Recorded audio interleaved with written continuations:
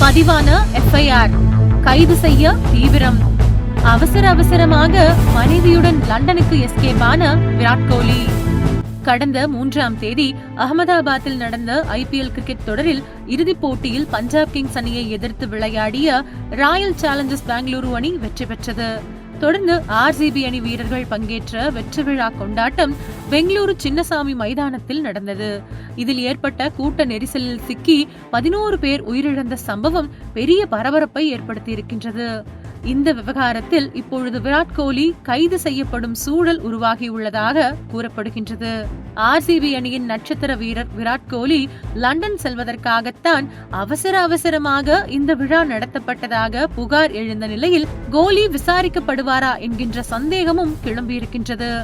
நைஜா ஹெராட்டக்காரரா அமைப்பின் பிரதிநிதியாக உள்ள AM வெங்கடேஷ் என்பவர் கவன் பூங்கா போலீஸ் ஸ்டேஷனில் புகார் அளித்திருக்கிறார். புகாரை ஏற்றுக்கொண்ட போலீசார் இதுகுறித்து ஏற்கனவே பதிவு செய்யப்பட்ட FIR-உடன் இந்த புகார் விசாரிக்கப்படும் என்று கூறியிருக்கின்றனர். கர்நாடக போலீசார் பதிவு செய்துள்ள FIR-இல் குற்றம் சாட்டப்பட்டவர்களான RCB உரிமையாளர்கள், DNA நிறுவனம் மற்றும் KSCA நிர்வாக குழுவினர் ஆகியோர் முறையான அனுமதியின்றி வெற்றி விழாவை ஏற்பாடு செய்ததாக கூறப்பட்டுள்ளது. பாரதிய நியாயா சன்ஹிதாவின் பிரிவுகள் 105 கொலைக்கு காரணமான குற்றம் இல்லாத மரணம், 115 தானாக முன்வந்து காயம் ஏற்படுத்துதல், 118 ஆபத்தான ஆயுதங்கள் அல்லது வழிமுறைகளை பயன்படுத்தி தானாக முன்வந்து காயம் அல்லது பலத்த காயம் ஏற்படுத்துதல் உள்ளிட்ட பிரிவுகளின் கீழ் FIR பதிவு செய்யப்பட்டுள்ளது. இதற்கிடையில் இந்த நெரிசல் சம்பவம் குறித்து கவன் பூங்கா போலீஸ் ஸ்டேஷனில் மேலும் 2 வழக்குகள் பதிவு செய்யப்பட்டுள்ளன. நெரிசலில் சிக்கி காயமடைந்து மருத்துவமனையில் சிகிச்சை பெற்ற ரோலண்ட் கோம்ஸ் அளித்த புகாரின் அடிப்படையில் RCB உரிமையாளர்கள், KSCA மற்றும் DNA மீது PNS பிரிவு 125 கீழ் வழக்கு பதிவு செய்யப்பட்டுள்ளது.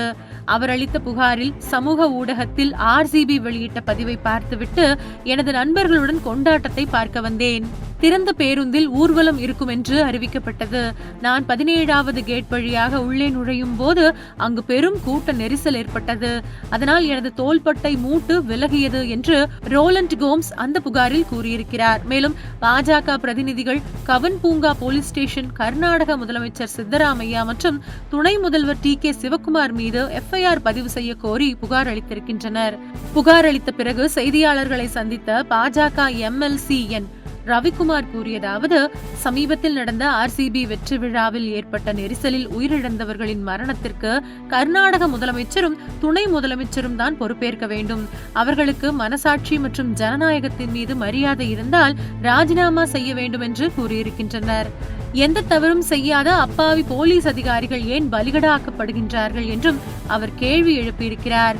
பெங்களூரு போலீஸ் கமிஷனர் தயானந்தா உட்பட போலீஸ் அதிகாரிகள் இந்த நிகழ்வை நடத்த வேண்டாம், 3 அல்லது 4 நாட்களுக்கு பிறகு நடத்தலாம் என்று அறிவுறுத்தியதாகவும், ஆனால் அவர்களின் ஆலோசனையை கண்டுகொள்ளாமல் புறக்கணிக்கப்பட்டதாகவும் ரவிக்குமார் குற்றம் சாட்டியுள்ளார்.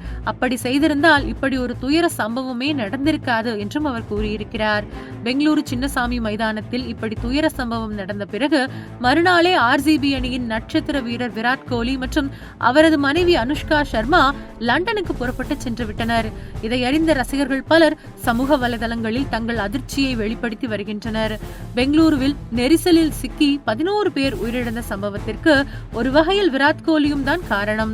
அவரையும் கைது செய்ய வேண்டும் என்று கோரிக்கை விடுத்துள்ளனர். ஆனால் அவரும் விசாரிக்கப்படுவாரா, விரைவில் கைது செய்யப்படுவாரா என்ற பரபரப்பு கர்நாடக மாநிலத்தில் நிலவி வருகின்றது. உங்கள் தின சேவல்